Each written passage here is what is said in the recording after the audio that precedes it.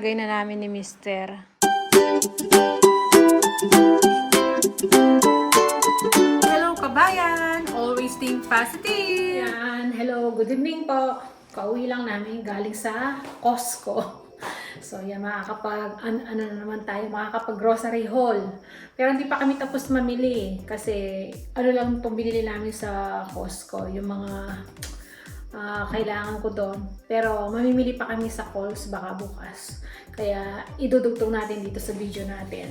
So yan, pisahan na natin. Bali, ito yung binili namin to. Yan, roast chicken. Siyempre, yung aking panlaba. Tapos yung ating pandesal. Isa na lang muna yung binili namin kasi madali naman tayong bumalik doon. Tsaka isang tray na tutlong. Pipino, pang salad natin. Bumili kami ng yogurt. Doon na kami bumili ng yogurt. Ito, mas malaki siya. Mango flavor to, tsaka ano pa ba? Blood orange. Ayan. Bumili kami uli ng longganisa. Yung gawa sa atin. Ayan. Tsaka bumili ako ng tofu. Ito. Doon na kami bumili ng Milo. Kasi mas makakamura na ako doon. Mas marami to. Mas malaki siya. Ayan. Mud crab natin nandito. Tsaka yung salad pala ni Mister. Ito. Yung salad ni Mister. Ayan. Mud crab.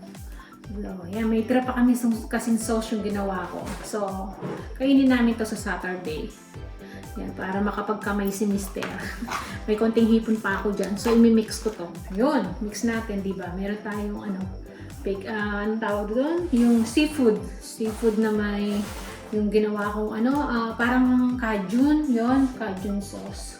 So, yun ang napamili namin. Tapos, ito pa. Ito. Yan, tubig. 2 water, tsaka isang bigas. 22 kilos yan. Mas makakamura kami kasi usually yung mga laging binibili namin 20 kilos. Ito, may 2 kilos na siyang sobra. So, yun. Ano lang siya? $49.99. So, yun. Yun lang yung napamili natin sa Costco. Umabot ng ano yan? $231.14. So, yan. Konti lang. Pero, ano kasi, malalaki eh. So, yan. Ligpit ko lang yan. At add na lang natin yung para sa cost pag namili kami. Ayan. Ano natin to? Dugtong natin dun sa ating grocery haul. Grocery haul. Grocery haul. Ayan. Dito sa Spad Shed muna. Pumili tayo dito sa Spad Shed. At pabili ako ng pakwan. Medyo mahal ang pakwan na yun. Pero malaki naman siya. Oh. Craving ako. Shrimp. Yung prawn pala. Ayan, prawn. Ayan. Ano siya? Ano na to? Cook. Hindi na ako ng sweet corn. So, ayan. 3 piraso to. Ay. Pabili din ako ng luya. Mura yung luya ngayon dito. $12 yung per kilo. So, half kilo daw to. Ayan, $6 lang siguro. Tingnan natin yung resibo. Si Mister kasi ang bumili. Siya na lang pinapasok ko sa Spad Shed. Hindi na ako sumama. Naiwan ako sa sakyan kasi nga maano na yung pakiramdam ko. Tapos ito, bumili siya ng isang bag na potato. Kasi minsan ito lang dinidinin na namin. Diba? Nagluluto ako. Tapos ito naman, dalawa. Baby. Baby potato to. Yung maliliit. Ito yung malalaki. Kinuha ni Mister. So, yan. Yan lang yung nabili sa Spad Shed. So, alam ko, 50 something yan eh. Yun na lang natin yung resibo. Na kay Mister pa. Sa Kohl's naman tayo. Ito, bumili kami ng paper towel ulit. Pandagdag. Ito. Garbage bag. Dalawa yun eh. Isang malaki, isang pang maliit para sa mga toilet to. Tapos hand wash. Bumili na ako. Nagre-refill lang naman kasi ako ng hand wash. Shampoo tsaka conditioner. So ito shampoo. Ayan. Ayan, yung mga tab. Ito, conditioner. Parehas, pare-parehas lang yung presyo niyan. Wipes na panglinis. Ayan. Antibacterial. Ito, para sa toilet natin.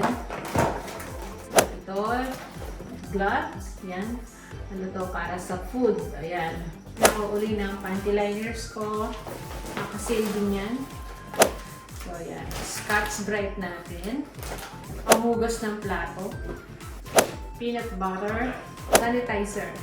Nakasale. 4 na pirasong liver spread. Ayan, nabili ko. Sa Asian, may Asian siya dun products. So, ayan.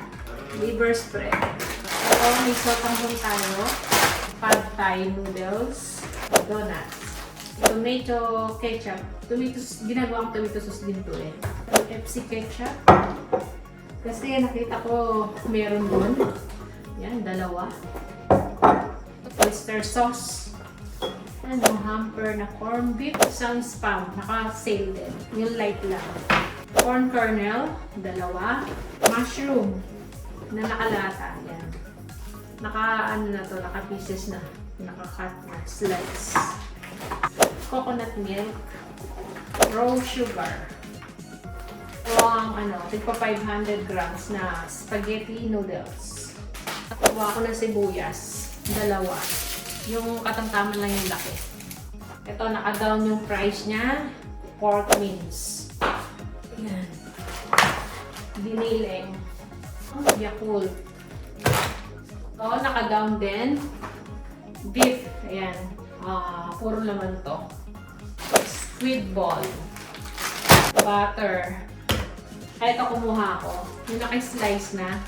Pang samji. Beef siya. Ayan. Lalagay namin sa pag nag-noodles kami. Tapos lagyan natin ng pecha. Yun, diba? Pag yung parang hot pot. Yan. Almond. Ayan. Ice cream. Yung parang ice drop siya. Ito kinuha ko. Golden, Hokkien. Bali ito, hindi yung Singaporean noodles eh. Maliliit yun, di ba? Nadudurog. Ito yung kinuha ko. Medyo malalaki siya. Prunes. Yan. So, yan lang yung mga napamili natin. Tapos ito, isasama ko na rin.